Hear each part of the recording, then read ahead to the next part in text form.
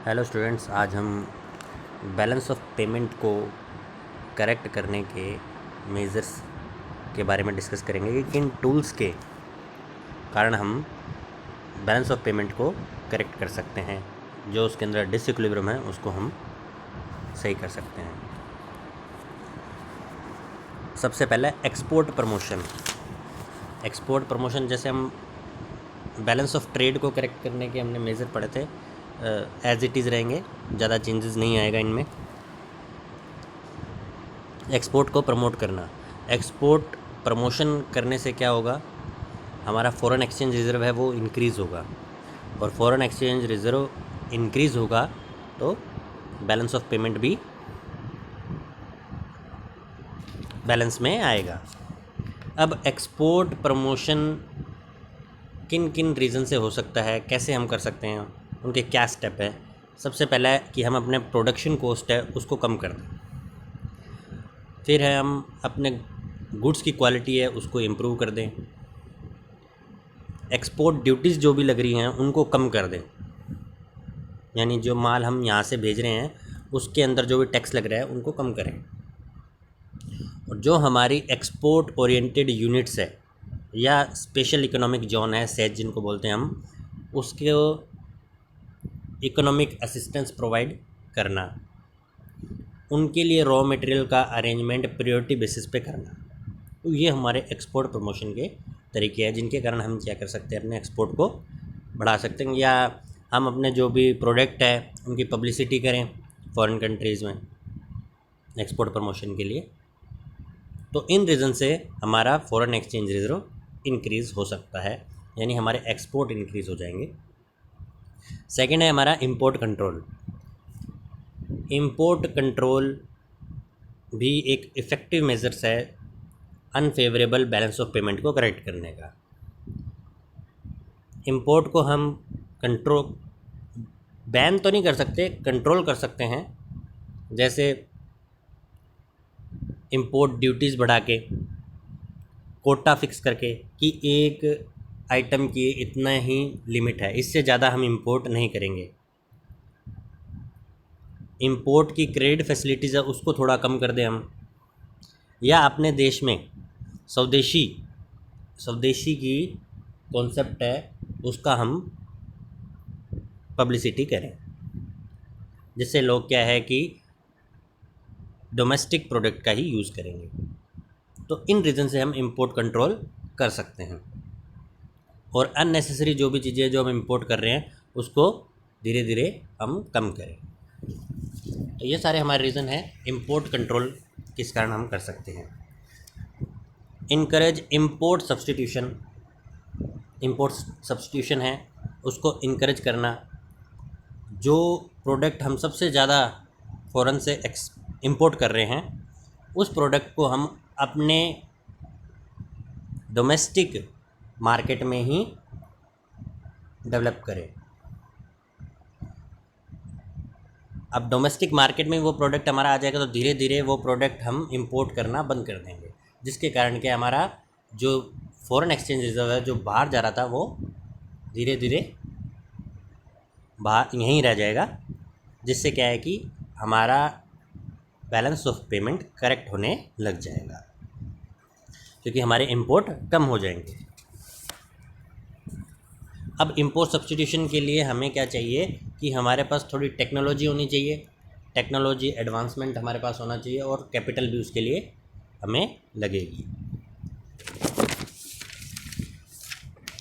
Promotion to foreign capital investment. अगर हमारे country में फॉरेन कैपिटल जितनी ज़्यादा आएगी तो फॉरेन एक्सचेंज रिजर्व आएगा। अब फॉरेन कैपिटल का इनफ्लो किस हिसाब से होगा, क्यों होगा, अगर हम उनके लिए कोई अट्रैक्टिव स्कीम लेके आएंगे और कुछ कंसेशन देंगे, और अगर जैसे कोई भी कंट्री दूसरी कंट्री में अगर इन्वेस्टमेंट करती है तो उसे काफ़ी रूल्स एंड रेगुलेशन फॉलो करने पड़ते हैं, तो उनको धीरे धीरे हम कम करेंगे, जिस कारण क्या है कि फॉरेन कैपिटल का इन्वेस्टमेंट इजीली हो सके हमारी कंट्री में। जैसे हम कोई एक एरिया या सेक्टर जैसे स्पेशल इकोनॉमिक जोन दे दें या एक्सपोर्ट ओरिएंटेड यूनिट्स होगी, इनके अंदर हम फॉरेन इन्वेस्टर को बोल सकते हैं कि आप अपना पैसा इसमें लगाओ तो आपको काफ़ी सारे हम कंसेशन देंगे। तो जिस कारण क्या है कि फॉरेन कैपिटल हमारी कंट्री में आएगी और हमारा बैलेंस ऑफ पेमेंट करेक्ट होगा। Development of tourism industries. Foreign tourist को अट्रैक्ट करने के लिए हमारे पास जो टूरिज़्म स्पॉट है उनका हमें डेवलपमेंट करना चाहिए, या डेवलपमेंट करेंगे उनको और हम डेकोरेट करेंगे, या जो फॉरेन टूरिस्ट है उनके लिए वहाँ पे अच्छी फैसिलिटीज़ देंगे, तो क्या होगा, हमारी टूरिज़्म इंडस्ट्रीज़ है उसका धीरे धीरे डेवलपमेंट होने लगेगा।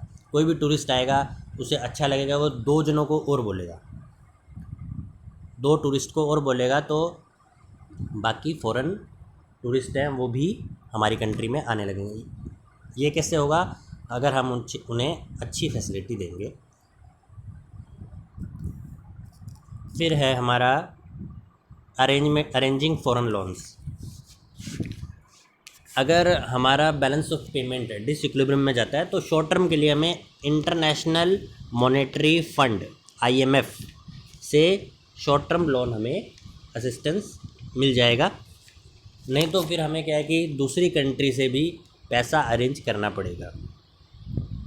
तो फ़ॉरेन लोन अरेंज करना भी बहुत ज़रूरी है। फ़ॉरेन लोन अरेंज करेंगे तो मतलब हमारे पास फ़ॉरेन मनी आएगी, जिसके कारण बैलेंस ऑफ पेमेंट धीरे धीरे करेक्ट होने लगेगा। Encourage non resident to remit foreign exchange. कई लोग जो हैं उनकी फैमिली यहीं है और वो काम कर रहे हैं, या NRI हैं, या बाहर काम कर रहे हैं फॉरेन कंट्रीज़ में, या वहीं बस गए हैं, तो उनको हमें इनकरेज करना चाहिए कि भाई आप फ़ॉरेन मनी अपने यहाँ इंडिया में रेमिट करें, जिसके कारण क्या है कि फ़ॉरेन मनी हमारे पास ज़्यादा आएगी। जैसे बाहर का कोई हमारा रिलेटिव है वो हमें पैसे भेजेगा, कैसे भेजेगा, वो तो फ़ॉरेन मनी भेजेगा ना, देन वो कन्वर्ट होके बैंक हमें कन्वर्ट करके क्या है इंडियन रुपीज़ में देगा, तो फ़ॉरेन मनी तो हमारे पास आई। तो इसीलिए हमें जो NRI हैं उनको इनकरेज करना चाहिए कि आप फ़ॉरेन मनी हमें रेमिट करें। उनको इनकरेज कैसे करेंगे कि उनको कुछ हम कंसेशन दें या टैक्सेस में कुछ छूट दे दें। इस हिसाब से अगर उनको कुछ हम फैसिलिटी देंगे तभी वो क्या करेंगे, इनकरेज होंगे पैसा हमारे पास भेजने के लिए।